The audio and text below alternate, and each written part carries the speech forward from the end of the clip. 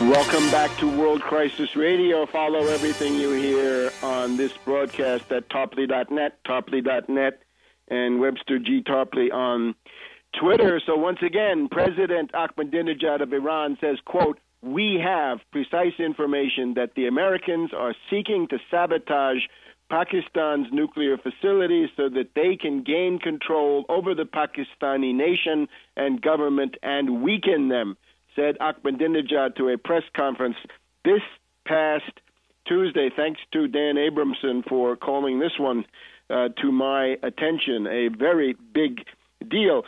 Cy Hirsch, with all those sources in the Pentagon and elsewhere, article in the New Yorker this week that there is no conclusive proof of any Iranian nuclear program. Netanyahu and others in Israel claiming that there is, and that the nuke is maybe 2 months away. Anyway, certainly escalating tensions.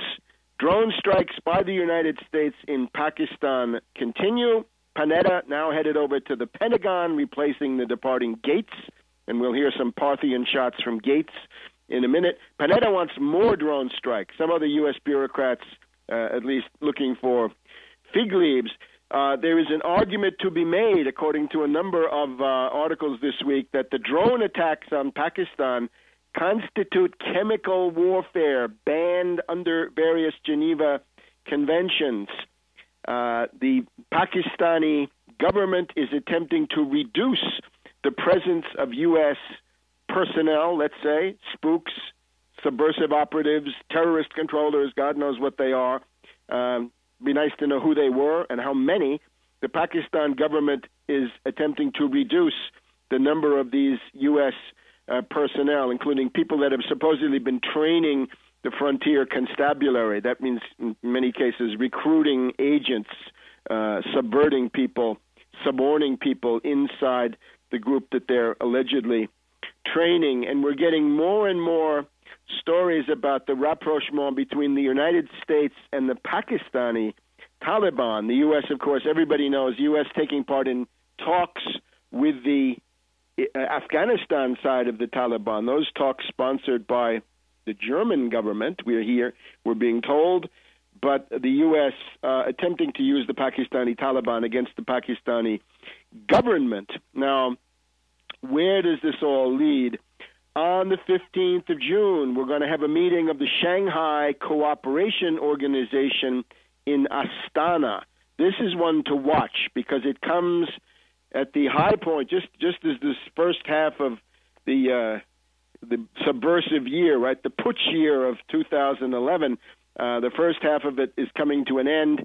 The Shanghai Cooperation Organization, the most important pole of resistance against this unbridled rampage of Anglo-American imperialism across the globe. They'll be meeting in Astana. Some countries may want to join. I won't speculate about who, but essentially Russia, China, the 5 Central Asians. Will India be there? Will Iran be there? Will Pakistan be there? Who will join? Who will become an observer? And so forth.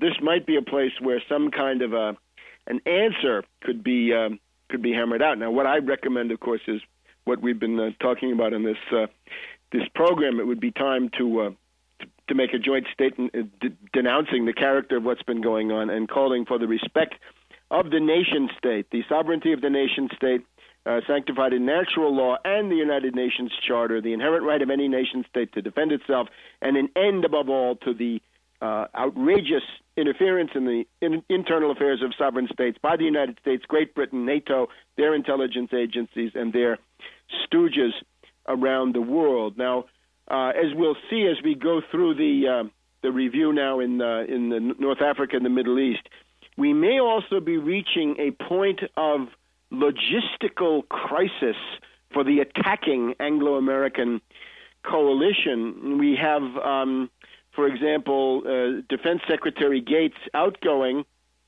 saying that the performance of NATO in Libya is inadequate, that they're failing, and that NATO collectively risks military irrelevance, says Gates. Gates actually says NATO is running out of bombs in Libya.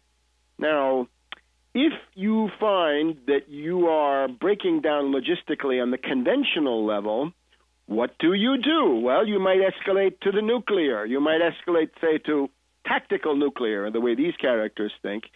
What form might this take? Now, the next segment reflects hypothetical stuff. On the other hand, it has enough documentation with it so that it's worth mentioning. And again, I'm not endorsing this or saying that this is the fruit of my analysis, but still, I would take a look at this and look at it seriously. You have a lawyer in Germany by the name of Van Geest, V-A-N-G-E-E-S-T,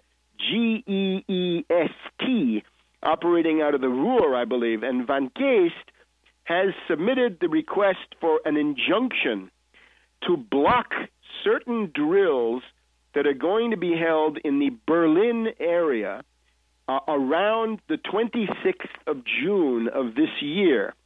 The 26th of June at the Olympic Stadium in Berlin, right, built for the 1936 Olympics and all that. But on the 26th of June, in the Olympic Stadium in Berlin, you will have the beginnings of the World Women's Soccer Championship. And what Van Geest has done, and I don't have the details, has gone through and assembled a series of points of analysis.